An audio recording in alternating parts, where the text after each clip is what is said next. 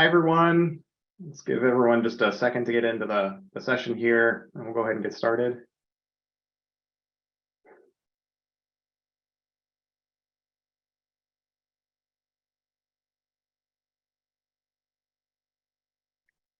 Hi, folks. We're just giving folks just a second to get in. I see the number of participants climbing, which is awesome. We love to see it. Love to see lots of people here. Excited to talk to you all today. Just waiting for everyone to get in. And it looks like that number stabilized. So hi, welcome. I'm Sheridan Clemens. I'm our VP of Data Privacy here at WireWheel. It's my absolute pleasure to host this panel today on enforcement under CCPA.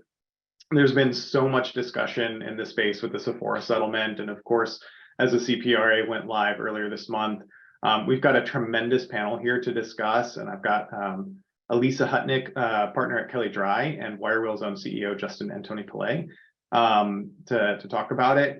Tons of material to go through, and just a lot that has been happening in this space. So Elisa, do you want to take a moment and talk about yourself and introduce your practice? Sure, I'd be glad to. So I'm Elisa Hutnick. I have been at Kelly Dry now, gosh, for 21 years. So time goes by very fast when you're having fun.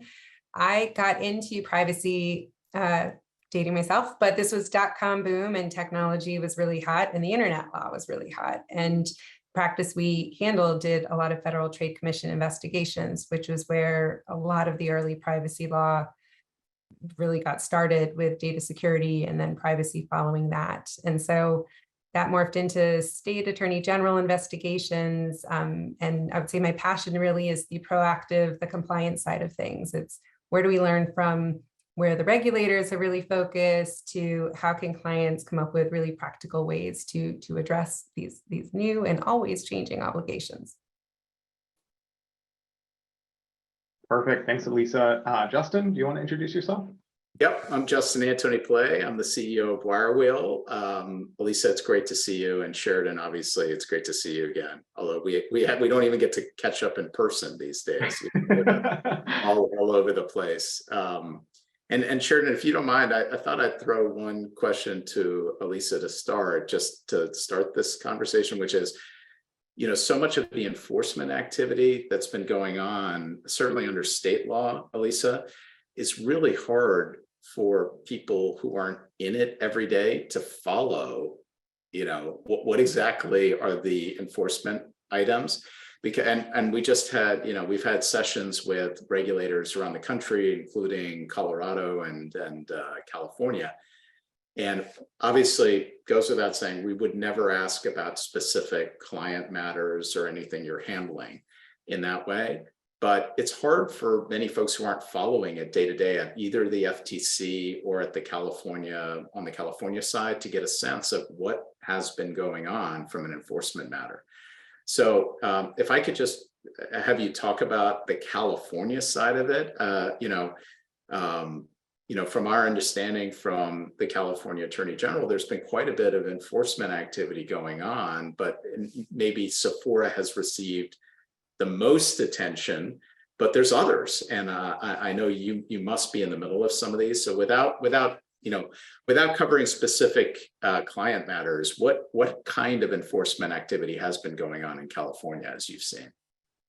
Sure. Well, so one, I'll just point out, California Attorney General does have the resource page on their site with some of the generic summaries of their enforcements. But zooming out a bit, perfection is not the standard. So I just want to emphasize that, particularly when you have new comprehensive laws. And it's so important to prioritize. And with looking at CCPA and where the California Attorney General has really focused has been in the digital advertising context. If you kind of look at all of the general summaries, a healthy portion of those really focus on, are you offering the right to opt out? Are you accurately classifying which partners and tagging on your site is part of the opt-out versus a true service provider? So I think periodically just accounting for time where you need to take a look at the press releases by the California Attorney General, just factor that in once in a while. It certainly doesn't need to be an everyday thing. Some of the other issues, similar to ones we hear in other consumer protection contexts. When consumers complain, including on social media, that often can get the regulators' attention. And so on various social media channels, consumers who were trying to exercise their new privacy rights and were running into roadblocks, they weren't working, they were getting kind of runaround answers, that got the attention. And so there were a number of notice of violation letters that came out as a result of that. And maybe the other big batch is loyalty programs and other kinds of programs where companies are collecting personal information in return for a discount or a newsletter, and how that triggers the notice of financial incentive requirements under California. So we have learned a lot. I think it's really important to note that the takeaway, despite all of those investigations, there's only one formal one with a monetary component, and the other ones, which similar to other kinds of attorney general investigations, when you're acting in good faith, you've made reasonable efforts, it might not be 100% perfect, but put on notice, you take very quick steps to address, that goes a long way. And so I think the main point is, do you have a program? Is it thoughtful? Are you updating and refining as you go forward? And that I would rather have that set of facts than others if you do get one of those notice letters. Perfect. Thanks, Alyssa. When it comes to the Sephora settlement itself, sort of, what were the main takeaways that you saw from that? And pardon me, what are you seeing, clients begin to think about as they, begin to digest that? So ad tech, right? That was the big takeaway, is how well do you understand your digital advertising practices? And I think for so many, it was a nice to know. It was a self-regulatory best practices where we were referencing self-regulatory opt-outs. So with what we saw in Sephora is, no, this is getting very specific. You need to know all the tags on your site. You need to know whether they're analytics. You need to know whether that tag provider is truly acting as a service provider. What are they doing with the personal information that they're collecting? And is it even plausible? We saw a number of companies make certain representations, but when it got down to how they were using the data, that raised a lot of question marks. So I think the biggest challenge for so many of the clients that I've worked with is, one, first learning ad tech, two, finding who are the right business stakeholders within their organization to even identify what's the process before a new tag gets on their site, because none of this is static. And, as soon as you identify kind of category one, you're getting new tags put up, you've got other business partners who have container tags.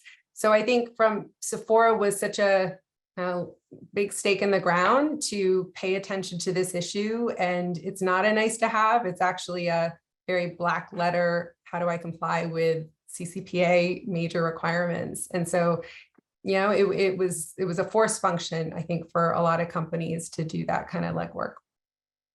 Well, one of the major issues that I see, Elisa, coming up from our discussions and that have really moved since Sephora is, what exactly is a sale of data?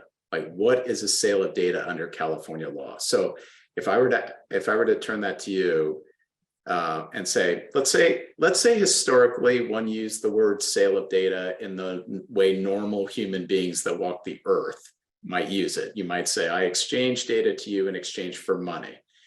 Clearly, after Sephora, it's much broader than that. So what are the three major ways that you see something as a sale of data now that maybe wasn't so widely accepted before Sephora? Well, you're absolutely right. There was this reflexive, I don't sell data. I'm not a data broker. There's no way I'm going to say I sell data. And we heard that, kicking and screaming for quite some time. If you zoom out again, what were some of the major drivers of these laws? And it was targeted advertising. And the whole point of transparency around targeted advertising is giving consumers a choice if they don't want to have their information be used for targeted advertising. So if you are not treating certain kinds of digital advertising tags, and we can talk about there's non-cookie based versions of this as well, then the consumer doesn't get the choice, or it's not clear what choice they are, right? This has gotten a lot more complex. And if we start labeling a whole bunch of things in all different kinds of terminology, that's also really confusing to consumers.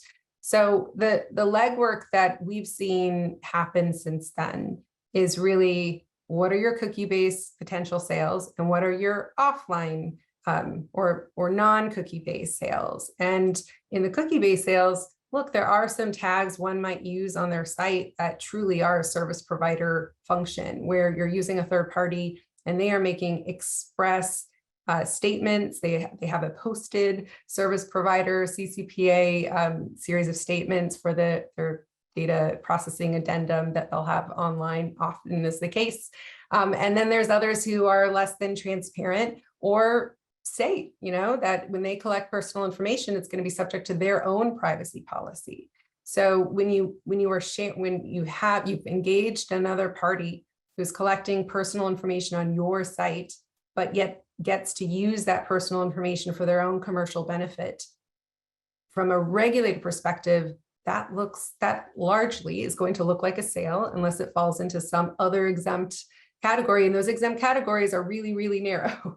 So I presume we start off in presuming the purpose is for digital advertising or analytics, and we can't squarely treat it reasonably as a service provider function. To me, that starts looking like a sale absent new information. But generally speaking, I would treat that as a sale. There's a lot of personalized advertising happening on social media platforms and other types of environments that you use a hashed identifier to create that either audience or directly get to that person. And so some of those scenarios also I would treat as a sale. And that's the starting points, but marketers are so creative, and we continue to see lots of flavors of new versions of this along the way. Those are such great points, Elisa. And I think one of the biggest challenges that Sephora has really brought for privacy professionals is marketing traditionally hasn't been like the first place that we went to when we were trying to get a sense of like what's happening in the company around. Yeah, sure, like they have personal data and we knew about it, but we weren't always necessarily going into like the next level of detail about what are you doing with that data? How does the website work? How are we sharing these things? And so traditionally, we just haven't been as well versed in the ad tech space, and we're not quite so comfortable. And so I know we're seeing a lot of our clients, for the first time, really having those in-depth conversation with the marketing team and really trying to get a grasp of like what's exactly happening in the space. Justin, we've coached a lot of clients on kind of how to have those conversations with the marketing team. And what do you think are there like three critical questions or any takeaways or easy ways for clients to really talk with their marketing team and get a sense of what's happening on the website? Yeah, I mean, Elisa makes fantastic points. When it comes to conversation with your marketing team or your digital marketing team, in my view, there are some really critical questions that privacy folks and lawyers should be asking right now. And I boiled them down to three, just in terms of getting to what is a sale of data. Historically, when we talk to a marketer and you say, "Are you selling data?" Elisa, I don't know what your experience has been, but they say, "No, we're not selling data." And so we've really put these up as three items that a privacy person can ask. Instead of just asking the question, "Are you selling data?" So the three critical questions we've been really pulling out: are you using any scripts, tags, or pixels to improve the performance of a social media ad? This at least will enable you to start the conversation outside of the broad question of, are you selling data? Are you using any technologies or platforms to measure the performance of the ads? As Elisa said, not every sharing of data with a platform is a sale of data, but there has to be a very clear service provider framework and a service provider agreement in place. This at least allows you to have the conversation with your team and say, is this a moment we need to go and look at that? And are you using any technology to cap the frequency with which people see your ads? And again, the reason I asked this question is not that frequency capping necessarily is a bad thing, but many normal ways in which companies cap the frequency of the way an ad is presented. It involves the sharing of data with a third-party platform, and it allows you to have a good conversation with your marketing team to really drill down on whether you need to do something more. With that, Lisa, I might pivot over to you. If you have anything on this topic, please jump in. But we get a tremendous number of questions on like, what is a service provider? And the marketing teams are often, there's a lot going on. They have a lot of information they have to deal with. If you have to, if you don't mind me passing along to you, if you have to really advise somebody on whether somebody's a service provider or, it may be a sale, how do you crisply advise them on that? So in the advertising context, I think a lot of these companies, ad tech providers, have now made much more transparent privacy policy statements for their own websites and that for their customers' data. So that tends to be the first place I look is, does that entity have a public stance on, is it a service provider? And it's not absolute. So you have a lot of these companies that there may be certain services that they provide where they will do that in a service provider capacity. And that's a little different in terms of how they use the data and what the service is versus other services that they use. The common examples that we see are like Google, where it has laid out very clearly, and I don't represent Google, but it offers a restricted data processing, which it's designed in response to first CCPA, and now they've updated it for the other laws. And so that's number one where I would look, but these are new laws and not everybody has the same interpretation of it. So really understanding what data is being collected and how is this entity going to be using the data to provide the services. If it starts sounding like they have to use company A's data with company B and company C's data to get that result, well, that sounds like there's a commercial aggregation of that personal data, and that has a potential, right, of not being a service provider function unless it's, for example, to prevent fraud or illegal, one of those very narrow exemptions. So I think it's really, who is the party? What are the services for which they are providing to the client? What are the public statements? And then what are the bespoke data privacy terms? On that last one, you can have the most beautifully written privacy set of contract terms, but at the end of the day, if they conflict with what's actually happening, that contract doesn't do a whole lot. And we saw that in the government enforcement. Yes, they want to see the contracts, but they actually, talk through what is happening with that data, and that all has to align. I will just kind of maybe double back because I saw one of the questions was not every in-house, there's in-house resources to figure out what cookies or how to do this kind of analysis. So where do you begin if you don't have that in-house expertise? And what I would just say is you don't need to be an ad tech expert, but there are a lot of 101 materials and content out there. And a lot of folks are learning this as we go along. So I think there's some free resources, both to do cookie scans at a minimum on your site, and that can also help the discussion with the business team. You can do a free cookie scan on your site and say, okay, I've got the list of these 10 cookies, then use that specific list of entities to talk with the business folks on why do we use this? What's the purpose of this? And also to track with those cookies, what do those partners' websites in their privacy statements say about the functionality and whether they're going to be a service provider or not. Yeah, and this is exactly the kind of scanning and sort of walkthrough we do with our clients all the time, Elisa, to try to help. And for folks that are watching, we do that as part of a normal, even consultation to run through, here's what's on your website, and without any obligation of what you have to do. So if you do need that, please reach out to us and we're happy to walk through it with folks as well.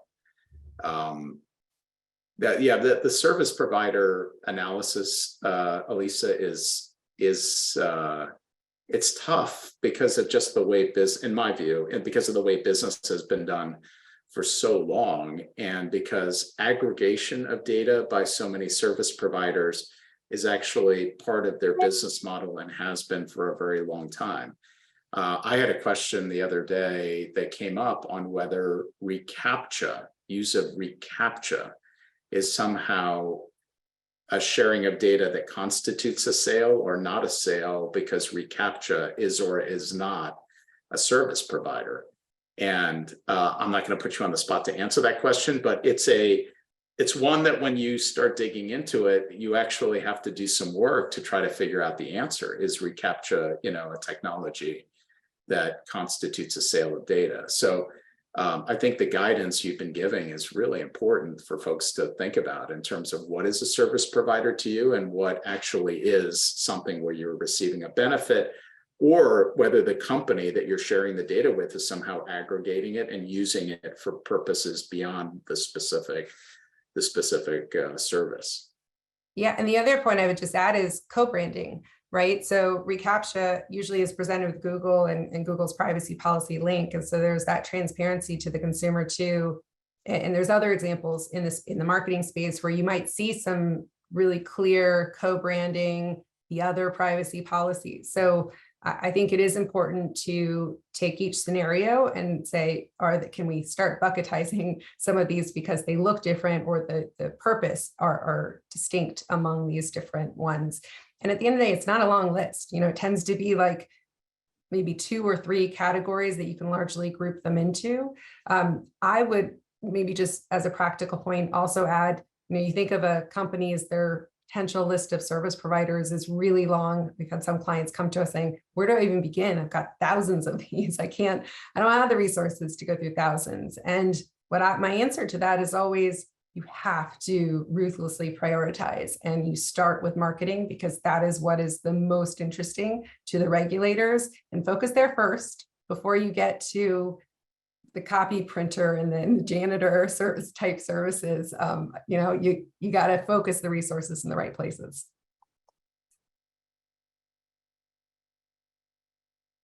Lisa, we had a really good question come in from about kind of what happens when, and this is more around requests for rights. And so if somebody submits a request, 2 times within a 12-month period, and then they, submit another one, so they've exceeded that two request requirement. Have you seen any cases of that? And if businesses need to continue to respond to it in a timely manner, or how they're handling it? So first of all, I would take a look at what's happening here. So we certainly have seen some examples of what I would say future professional plaintiffs really trying to troll and look for mistakes. But that's different from also a customer who clearly is trying to actually find out something. We've had customer care forever, but now we also have privacy rights. And so sometimes we see just really ordinary customer care type issues work their way in through the privacy rights. So as a company, is there a root cause issue that's actually driving and why they're not satisfied and why they're continuing to come back? In which case, yes, you've got the black letter of the privacy law, but you may have a customer issue here. And so that you still want to, there's a point to the business and you want happy customers. The other side of it is, look, we're extending these privacy rights. A lot of companies are standing up these programs and they're pretty green. And these are opportunities to make that program better. And so maybe you're getting feedback that in responding to an access request, the way that you're presenting the personal information doesn't make sense. Or they're giving you feedback that, I know you must have this other information that I'm not seeing in this report. So I particularly in this first year, really evaluating or having some kind of triage depending on your volume to know, is there feedback we're getting that we actually need to take seriously? And that's actually helpful, because if you're getting the multiple feedback and they seem escalated, good chance that the regulator is too, or as I mentioned earlier, that person is posting things on social media. So, distinguishing really, is this a professional plaintiff, just complainer? Is there a real substantive issue here? Or is this just, it's excessive? It's somebody who has a lot of time on their hands. And depending on which way that is, you may have a different way of handling that. But I would say is usually, though, your customer care outside the privacy context has some already good guidelines for how do you deal with escalated, upset customers. And you don't need to create everything new out of whole cloth. There's a lot of other kind of typical guidelines you may already be using that you can leverage in this circumstance. Absolutely. Have you seen, I mean, do you want to talk a little bit about what the enforcement process looks like and kind of maybe some of the areas that you're seeing those letters? I know you can't talk specifics, but yeah, sure. So I'd like to zoom out because it helps kind of give some grounding to this. California Attorney General's office and other state attorney general's office have been investigating and enforcing consumer protection issues for a long time, unfair and deceptive trade practices, often going into what are you saying to consumers and what about those interactions with consumers. So with CCPA, we had this particular notice of violation with a right to cure. And so as part of the CCPA enforcement, we would get these letters, and the letters would lay out in detail with citations to the statute. Here are the particular practices we've identified that we have concerns about, and you have the opportunity to tell your story. And with a regulator, it tends not to be a helpful strategy to dig your heels in and say, everything we do is perfect, we're not going to change anything. If there's always some room somewhere in the middle, right? And so really evaluating what seems to be the issue. And look, this is a new law. We may have some different interpretations between how do we get to that right endpoint. And so being able to tell a positive advocacy type narrative, but also on the back end, are there opportunities to proactively enhance your practices as you go forward and be able to update the AG's office. And so with what we saw for CCPA, we got those letters where the company was able to have a factual response in a reasonably prompt manner, saying, here's what we're doing, and as strong as you can and make it, but also where you've identified if there are any potential issues, are there some updates, even if those updates are not necessarily effective today, right, when you send in that letter, but you've got a game plan on the near term as those updates are going to be rolled in, and to be candid with the AG's office, that if they know that you really in good faith and you've got a good program and you've got the nuts and bolts really already set up, that you tend to make yourself boring to the regulator, not worthy of resources to do something more. And there's nothing better than being boring to a regulator. That's my general theme.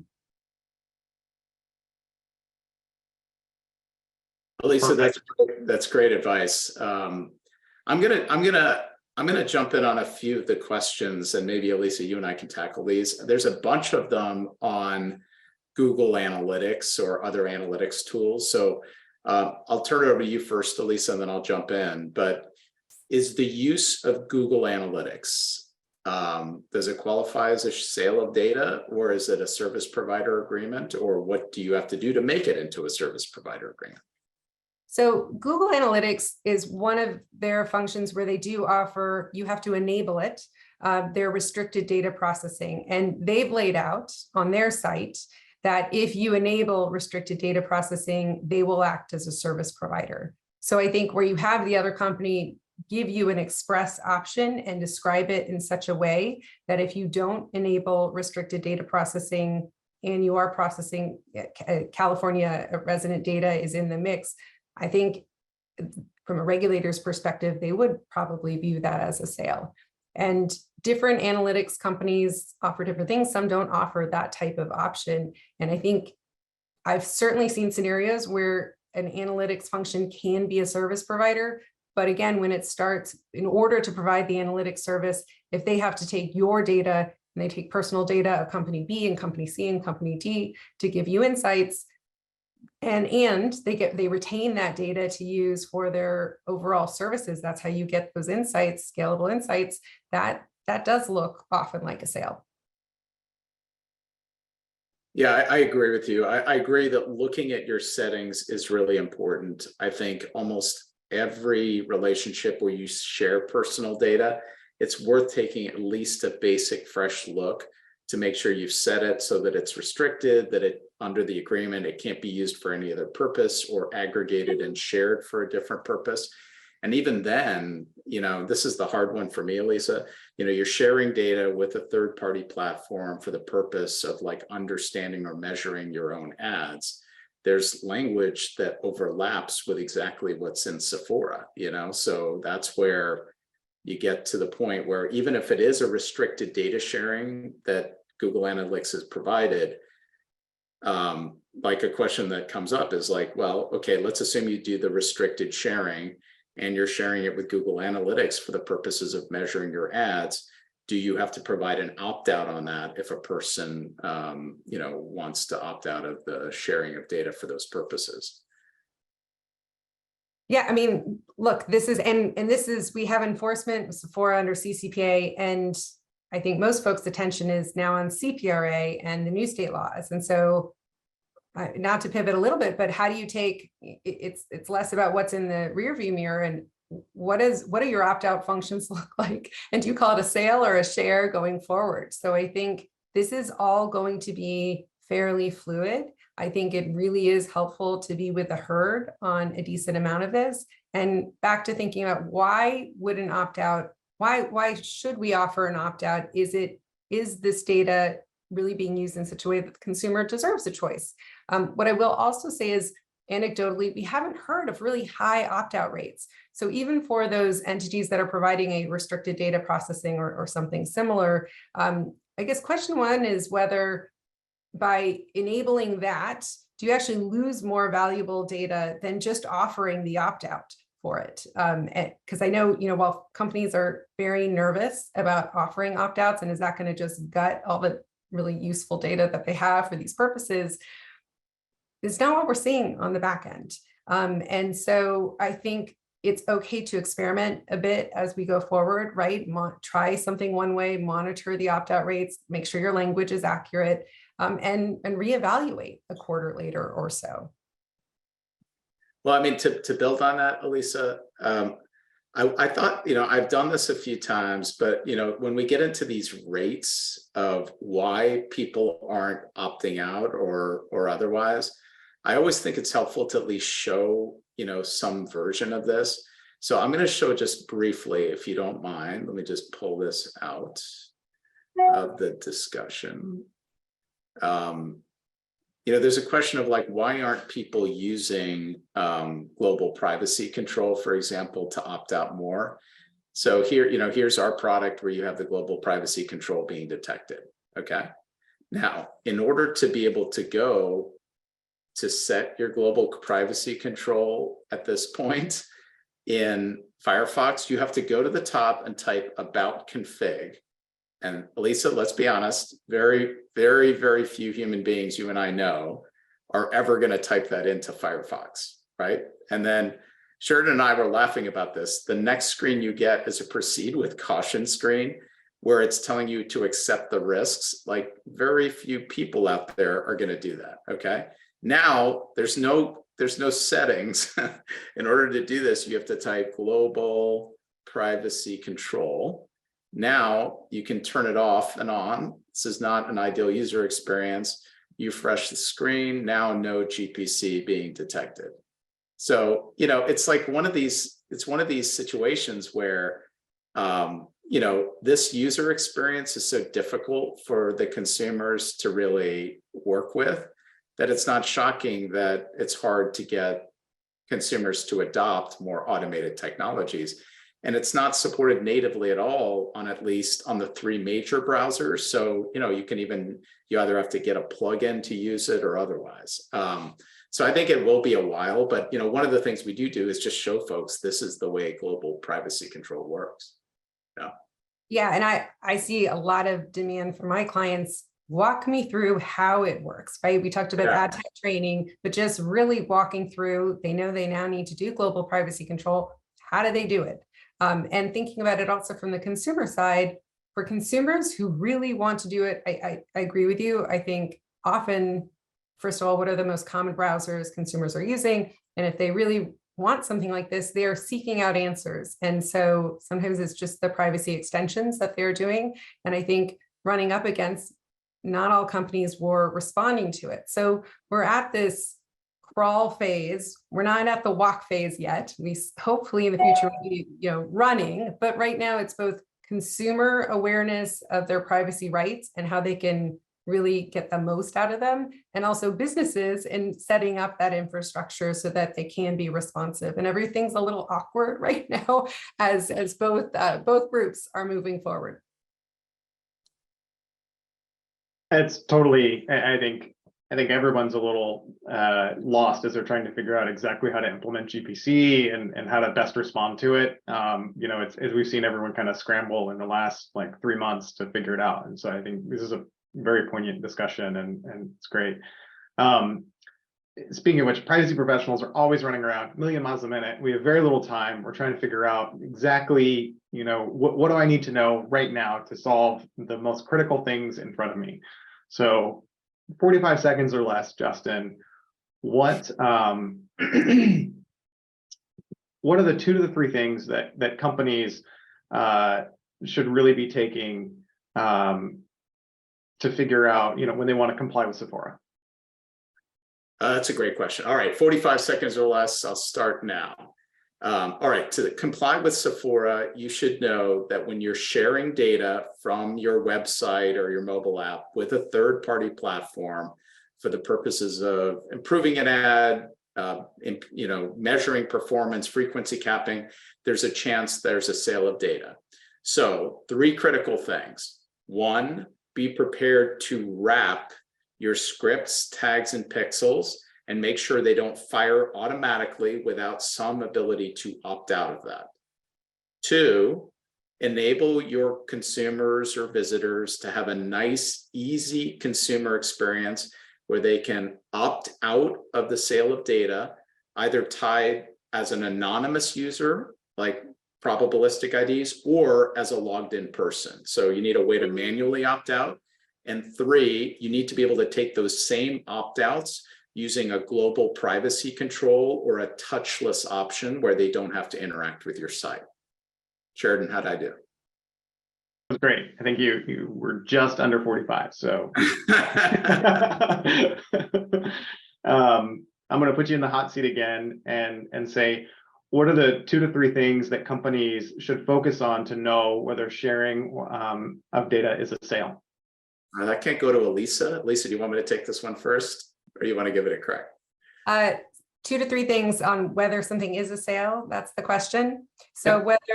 whether the party with whom has access, you're making it available to them, or you're sharing it directly with them, if they get to use it for their own purposes that don't fall squarely within that very narrow using it to, and this change from CCPA to CPRA in the draft regs, but the internal use by that entity is super narrow. And so it's either got to fit in or out of that. If it's not in, then they're most likely, that's going to be a sale or a share. So really understanding what the relationship is, what they're doing with that data. Are there public terms or contract terms that absolutely make that, kosher? That was great. 45 seconds, Elisa. Justin, what is, as we're talking about sort of opt-outs and making sure that we can accurately, take GPC and handle them, correctly, there's a discussion around what is a probabilistic and what is a deterministic ID. Do you want to quickly, in 45 seconds or less, tell us what the differences between a probabilistic and deterministic ID are? Okay, I'll give it a shot. Probabilistic and deterministic IDs, these are things that are actually provided, that those phrases are actually in the CCPA regs. So probabilistic IDs are device level or other attributes that you collect on a person that may or probabilistically may permit you to re-identify them. And marketers often refer to this as an anonymous person, but it's basically IP address, user agent information, device ID. You don't know who the person is necessarily. A deterministic ID, as used in CCPA, is somebody has actually either self-identified in some way, provided an email address or a mobile device, a phone number, or even logged in, All of those are identifying the person, and it's typically used as a deterministic ID. I also use the short form as identified or self-identified. Elisa, what do you think? Yeah, no, I agree with you. And maybe one thing that I will add, because you do hear from the marketers, it's all anonymous. It's hashed. I don't know who it is. It must be anonymous. It's not subject to these laws. And there is language in the CCPA and the CPRA that really is called anti-avoidance language. You have to look at the whole chain of events. Why is the ID being used? Is the ID being used ultimately to target advertising to a particular device or person based on a behavioral profile? Even if you don't know who that is, even if the partner at each chain along the way doesn't know who that is, the fact that it is all connected to target to a particular person is a strong indicator. We're dealing with personal information. We just have really fabulous data protection measures if it's hashed that we don't know who it is specifically, but it doesn't take it outside of the privacy law. And I think that's step one where a lot of companies get confused. Yeah, Lisa, and often what I'm doing when we talk about this is the marketing team would say, why do I have to do this and collect an opt-out based on a quote anonymous user? And we say, look, if you are able to collect probabilistic information or IP address in some ways, and you then use that to re-identify and market to them, then the law is really about synchronicity, in my view. You have to be able to opt somebody out to the same degree that you're marketing to them. So that's why you have to collect the same probabilistic information with an opt-out that you're collecting for purposes of marketing. I mean, do you have a reaction to that as a way of? Yeah, I think that's right. And I go back to the consumer experience. If they're seeing the same shoes everywhere they go and they've opted out, there's going to be frustration on that. So kind of thinking about if we don't opt that person out, what is their experience? And that are they being tracked based on their behavior preferences? And how does that reflect back on the brand for not treating that as something subject to an opt-out? Absolutely. Elisa, another quick question. We get this one a lot coming particularly after the Sephora settlement. But 45 seconds or less, what is global privacy control, or otherwise known as GPC? And we have all sorts of new names for global privacy control in the CPRA. So I like to, maybe my analogy is that for telemarketing, we had the national do not call registry, and we had the internal do not call list. So with GPC, this is somebody's choice to be anonymous, to put themselves on this list, use this extension, to be anonymous when they go around the web, to not have profiles made about them and recognize them. They want to be anonymous, and that each site they go to has to recognize that, as opposed to, I'll say, our internal do not call list, as opposed to opting out from company to company to company specifically. They do it en masse with the GPC option. And that's somebody, if somebody is enabling and going to the steps to enable it, that also indicates they really want these privacy controls. They are expressing something very specific. Absolutely. You know, it's a GPC has been one of those topics where I think it's growing, but as Justin kind of previewed, it's been very difficult for a lot of people to implement it. Users don't necessarily know how to use it. So I think it's always important that we bring people up to speed. Justin, what are the 3 critical items marketers should do to have a good user experience for consent and preference? Okay, 45 seconds or less. First of all, you should incorporate a clear global privacy control into the experience. I think there was a debate in the last couple of months on whether you need to show a banner around a global privacy control. You know, here's 2 examples that we provide, but I would show a really clear signal that you are actually taking the global privacy control in a touchless way. 2, I would focus on the language of how the opt-out is expressed, because in California, the choice is a negative as a general matter. So the choice is do not sell, do not sell or share my personal information. And when you phrase a choice as an opt-out in the negative, then you really have to pay attention on what the choice is. And many people are also incorporating some explanation of which button corresponds to the opt-out. And this is all just a factor to me of the fact that the choice is a do not sell as opposed to something that's positive. And third, remember to incorporate in your user experience a clear way for somebody to register their choice anonymously, effectively, as we told you, using probabilistic IDs, and then a really clear way that optionally they can self-identify, not mandatorily, but optionally, so that they have an easy way to record it either way.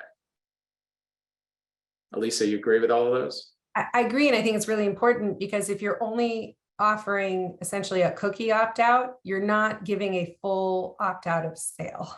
And I think that could raise separate red flags because I see very few companies who are only doing cookie-based digital advertising at this point.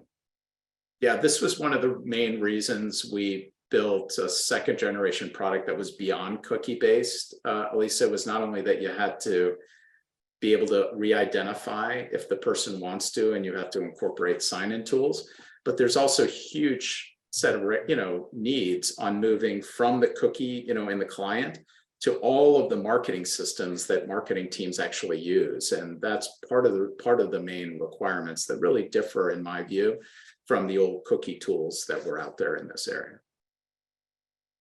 Justin, do you want to take a moment to just, I mean, I know you kind of just touched on it, but really highlight the differences between what traditional cookie tools do and where we see the market trend going? Yeah, I see a couple of major things you should be thinking about from a technological perspective. One is the ability to support the user experience and not just have a pop-up. If you look at almost every state, they're trying to avoid a pop-up experience because, to be honest, people hate them. People really hate the pop-up when it interrupts your experience. So that critical user experience piece that I talked about is an important technological step.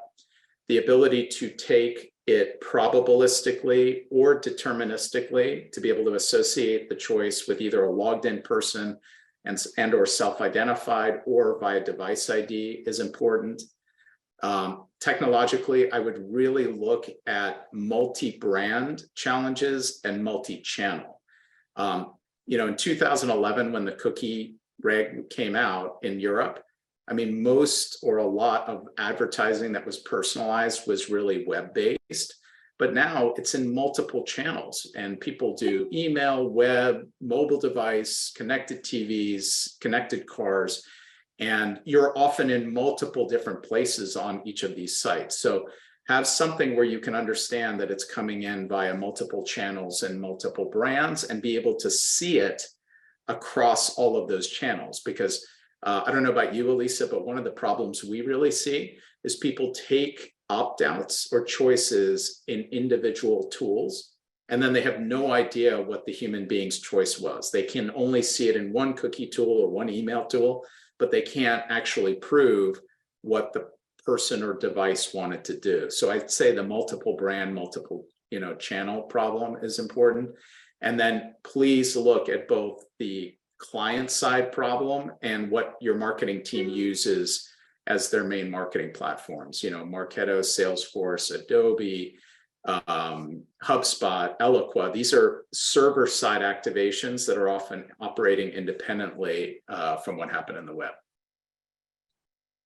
That was probably more than 45 seconds, Elisa. You can ding me for that one. Elisa, I would ask you sort of what you're seeing clients do in terms of they've received a GPC signal. How are they effectualizing that GPC to the rest of their potential selling within their organization, if that makes sense? Yeah. So first of all, I would say GPC kind of is the next phase of the opt-out of sale compliance, and a lot of companies are still even getting stuff set up to be complying with opt-out of sale, let alone some of the CCPA Virginia requirements.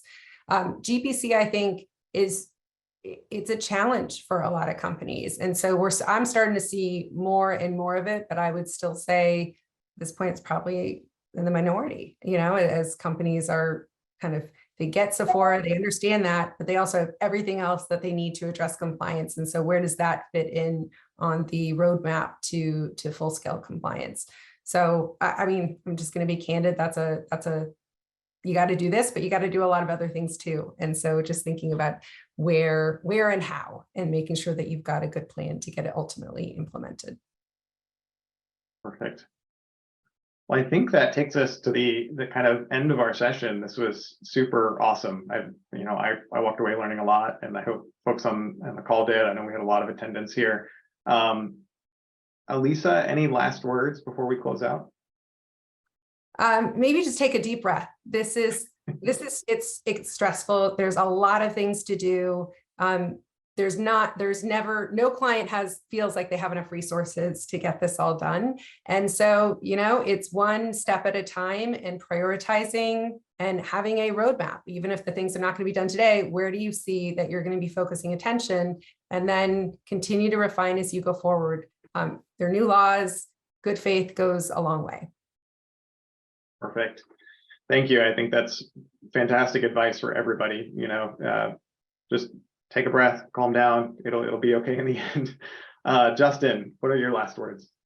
Well, I'd say, first of all, thank you, Elisa. It was terrific. You covered some really, really important ground for our sessions here for Data Privacy Week.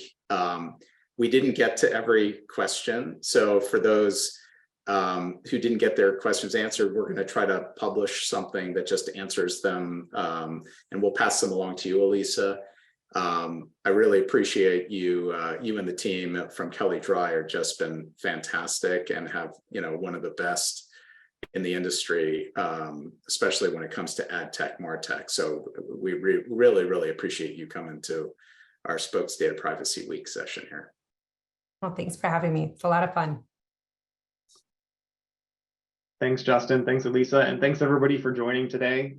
We hope everyone has a wonderful Data Privacy Week, and we look forward to seeing you at the next book session. Thanks, everybody.